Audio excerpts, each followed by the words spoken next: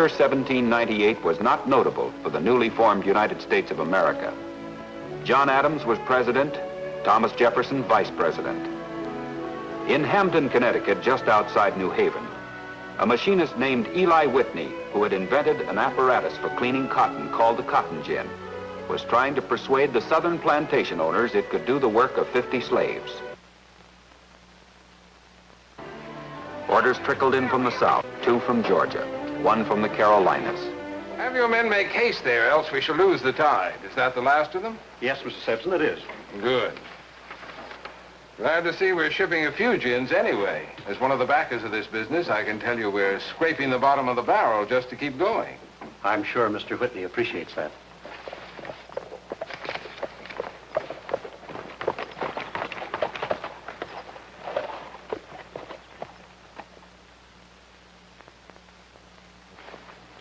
Good morning. Good morning, sir. Can you tell me where I can find Mr. Eli Whitney? In his office. This way, sir. Thank you.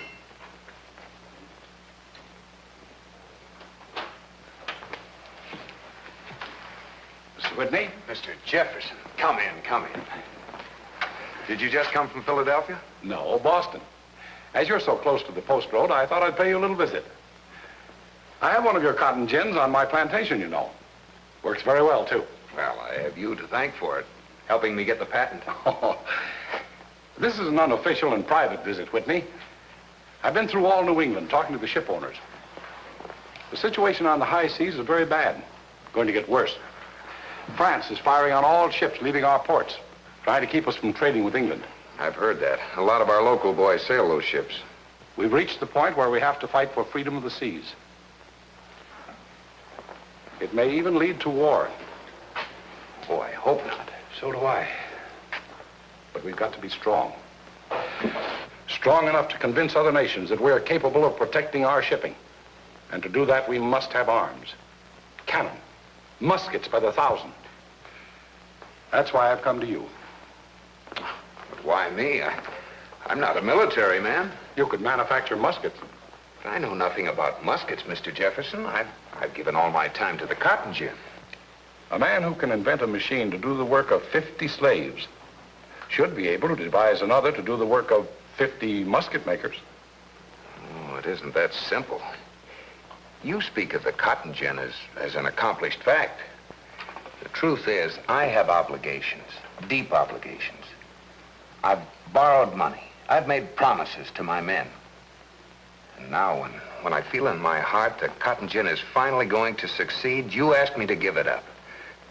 I'm sorry, but it's more than I can do. I understand perfectly.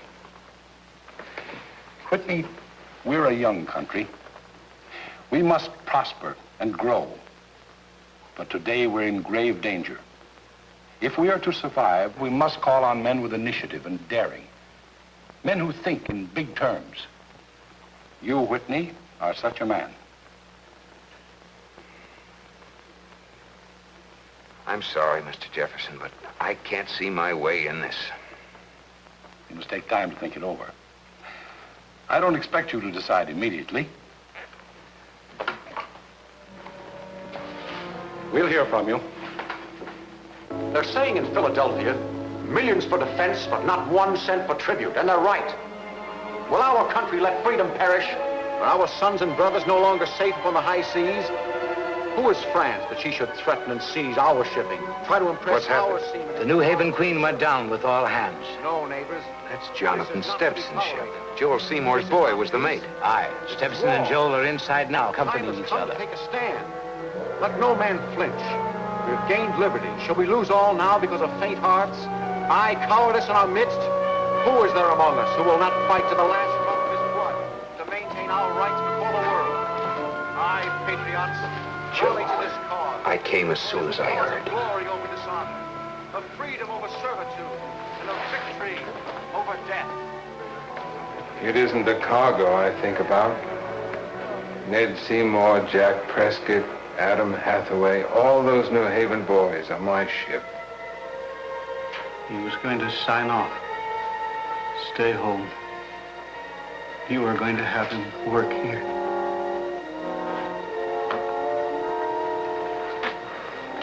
Isn't there some way to stop this?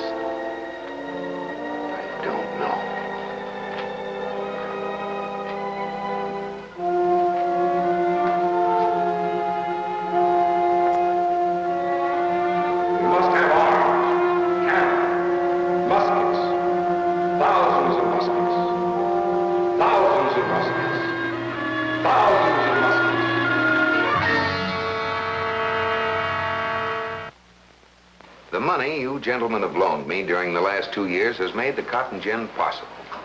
Your faith and patience have brought us to this moment.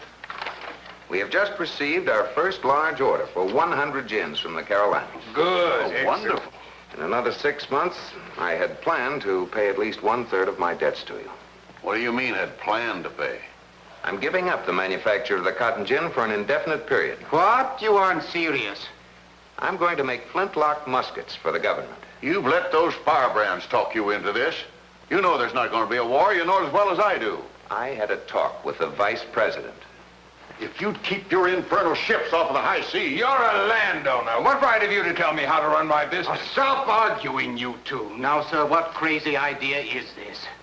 Our country is threatened. We have to recognize this. There's no reason for us to get involved in a war. It's tomfoolishness. Surely you can put the safety of the country above everything else, Goodrich. You fought in the Revolution. Oh, that's another thing. No man can accuse me of not standing up for the country. Talk to any seaman and you'll find out how near war we are. You know we could take all this away from you if you stop making cotton gins. Yes. But I don't think you will. Well, what are you going to do about money? That's for the government to decide. Do I have your approval?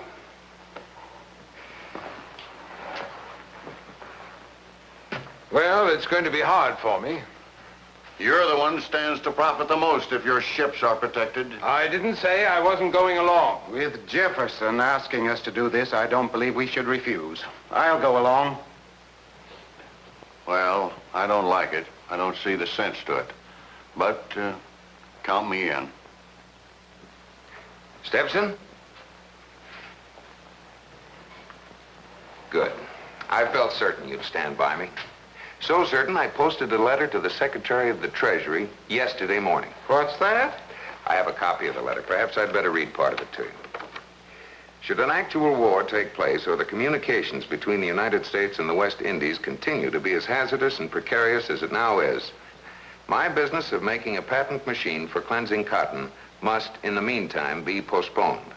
I should like to undertake the manufacture of 10 or 15,000 stand of arms. Why, this Eli Whitney must be a madman. Other musket makers talk in dozens, a few in hundreds. And he talks in thousands. I had hoped to find such a man. The government can't afford to try every harebrained scheme that comes along. It would drain the Treasury dry. He isn't harebrained. I think if he's willing, we should share the risk with him. But this is the people's money. We can't throw it away. We're in a position where we have to take risks. Then at least let us protect ourselves. If this Whitney feels so sure of himself, let him put up a bond to be forfeited if he fails. I think Whitney is just the man to accept such a challenge.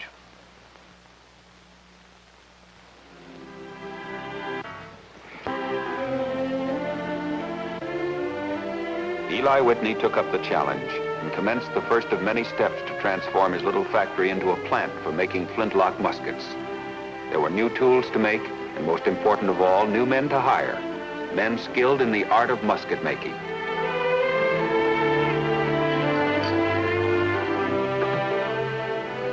All right now, men. There are the parts. Most of you are familiar with them. My contract with the government is for 10,000 stand of arms. 10,000? You gonna hire us the rest of our life, Mr. Whitney? Well, I'm getting on. Maybe my son can take over. He's nearing 7 now. Mr. Whitney, you better give that contract back to the government. Just making all the parts for the lock assembly's a hard enough job, and the frism, you can make 10 of them before you can get one that's tempered and shaped right. Can't you? Never had any use for firearms. I don't know what a frism is. Look, this is the part the flint strikes to make the spark. That's what explodes the powder. It's the heart of the musket, you might say. Do you see this?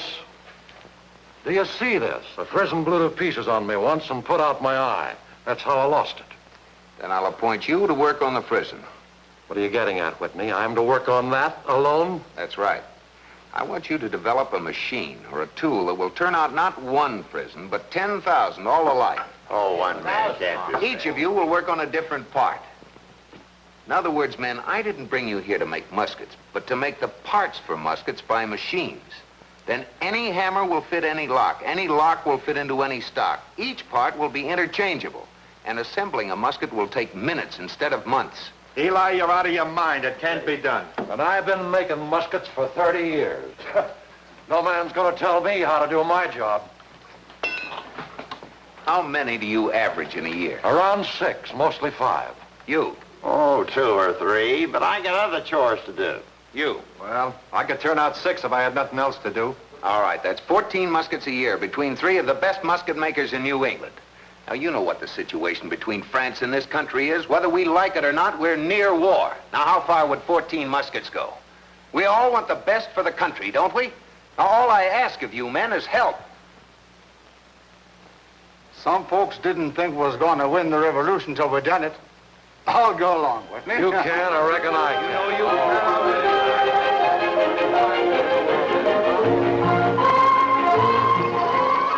can. Time went on. The men worked night and day. Whitney was with them constantly, suggesting here, encouraging there. He did the work of all of them.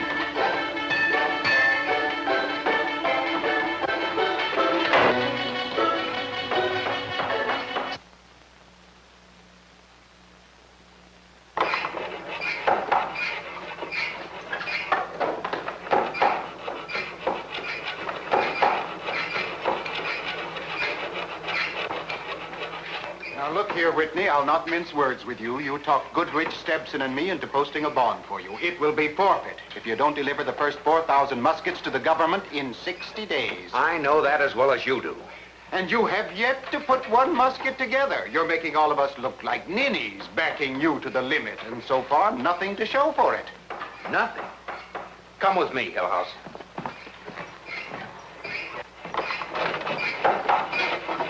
That's nothing? Nothing.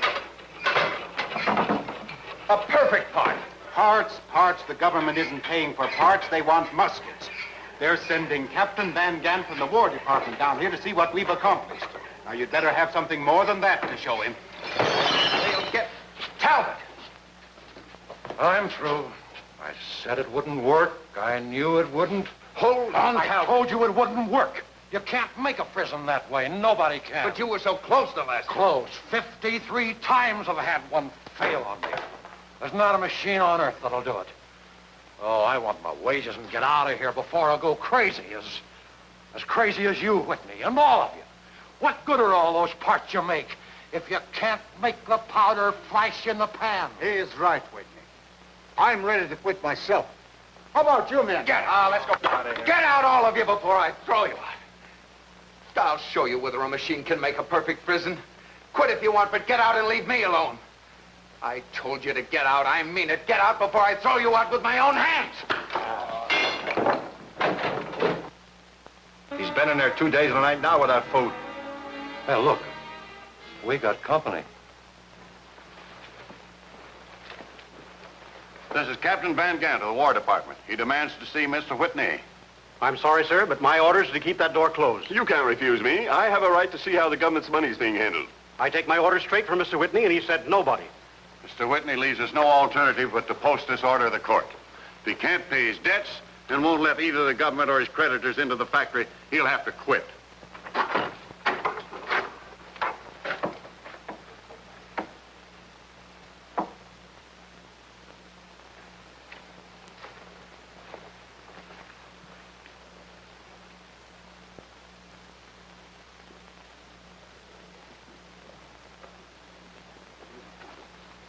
I need your help, Joel.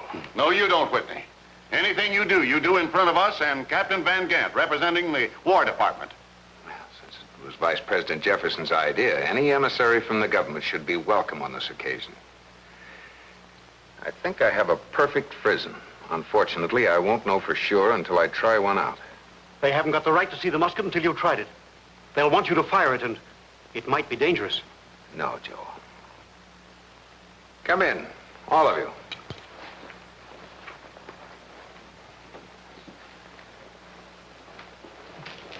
Captain Van Gant, you are about to see the assembling of a musket. The first of the 10,000 I agreed to make. I call my method of manufacture uniform production. First, here is a bin with musket stocks. Will you pick one out of the bin? Anyone.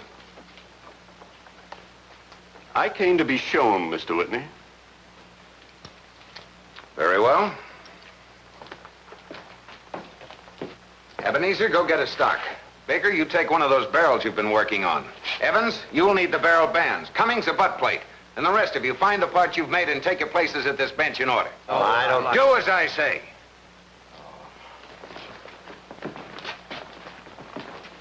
As for you, Talbot, I give you the honor of picking a frizzen and putting together the lock assembly. Take anyone.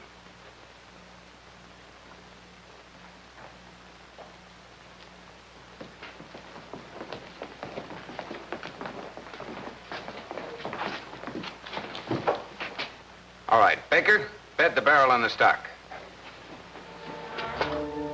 Evans, slip the barrel bands on. You know how they work.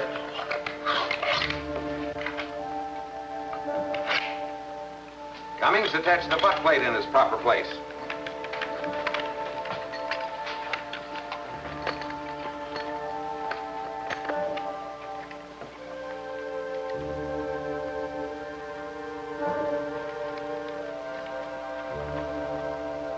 Whitbeck, the trigger guard.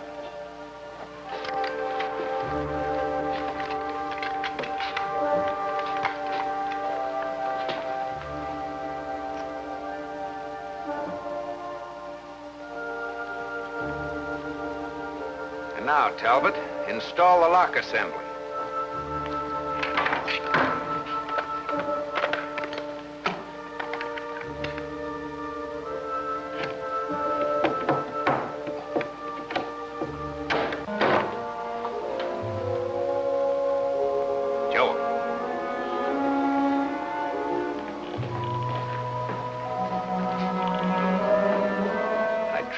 That you mark the time spent in assembly. That is important. How does it look, Captain? It looks like a musket. Will it fire? Joel, some powder and a ball.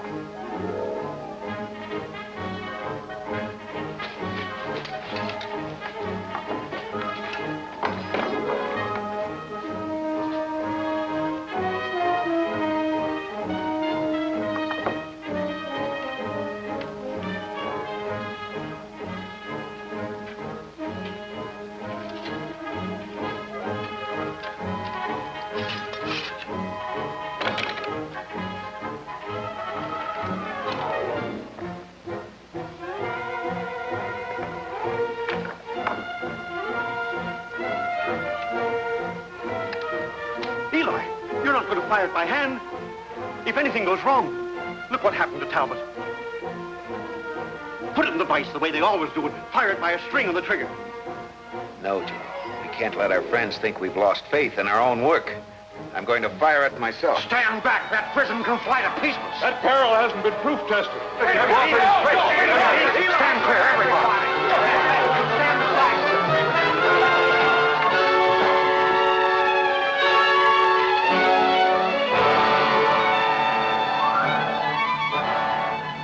The perfect target, gentlemen. The calling card you left me.